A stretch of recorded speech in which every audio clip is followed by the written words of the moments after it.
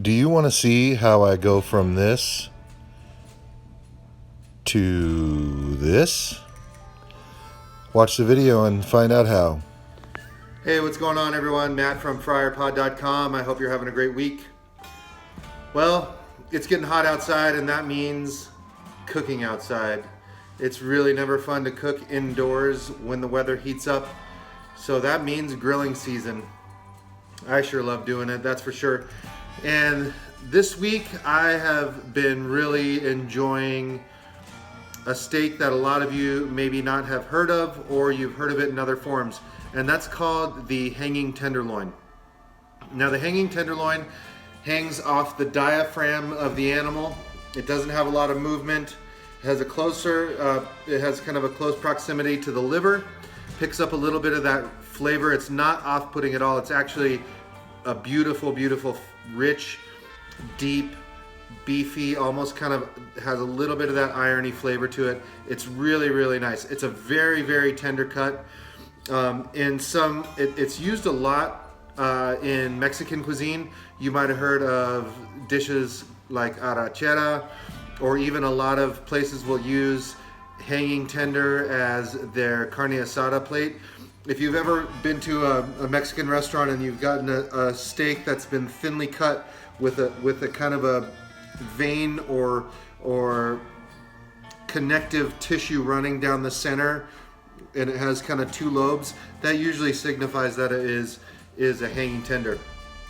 Now what I've done is we separated the muscles, and I had these cleaned up so that I could cook them like steaks. So you can see that they have a grain to them, and when you cut, you kind of want to remember to cut against the grain, but these are super tender. And what I'm going to do with these is I'm going to take these and marinate them.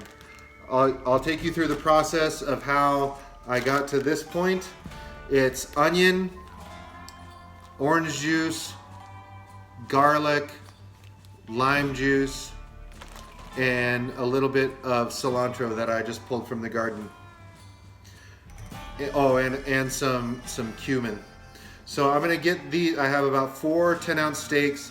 I'm gonna get these marinated, let them sit out at room temperature in the bag for maybe, I don't know, a couple of hours, and really let them just kind of come up to temperature, take as much of that flavor on from the marinade.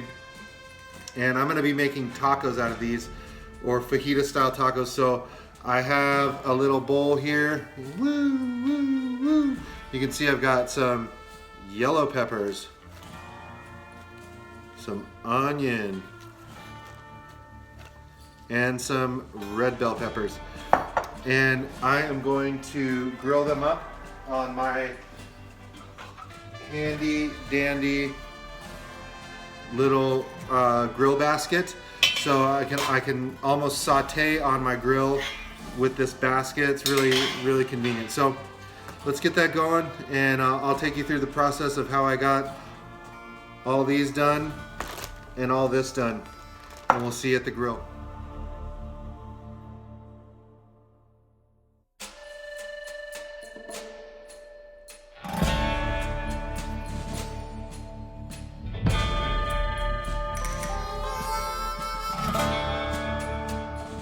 So it is a beautiful, beautiful evening.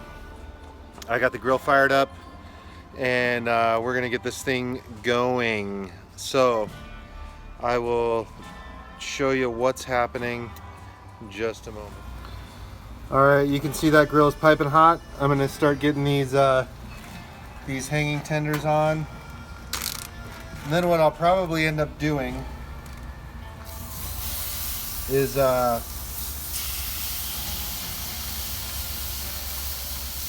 grilling up the onions from the marinade as a little bit of an extra treat.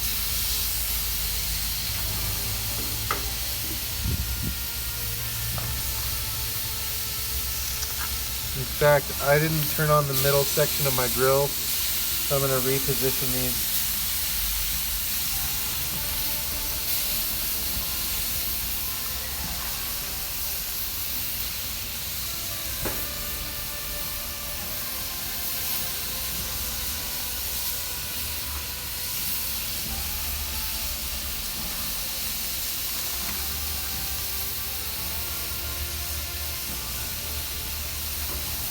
So I'm gonna, you can see, I put this grill pan down to get it preheated.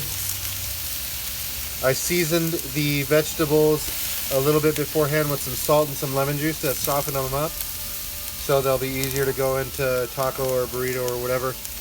But we're gonna just keep these going, and in a little short while we'll be having some beautiful tacos.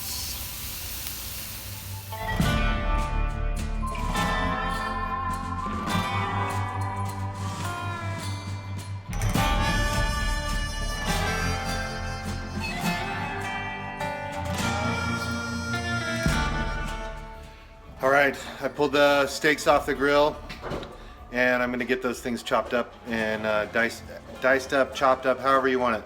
I don't have one of those cleavers like they have in the taquerias, but I can get pretty close to that with my knife. So I'm gonna get those things going, and we will have some tacos and burritos pretty soon.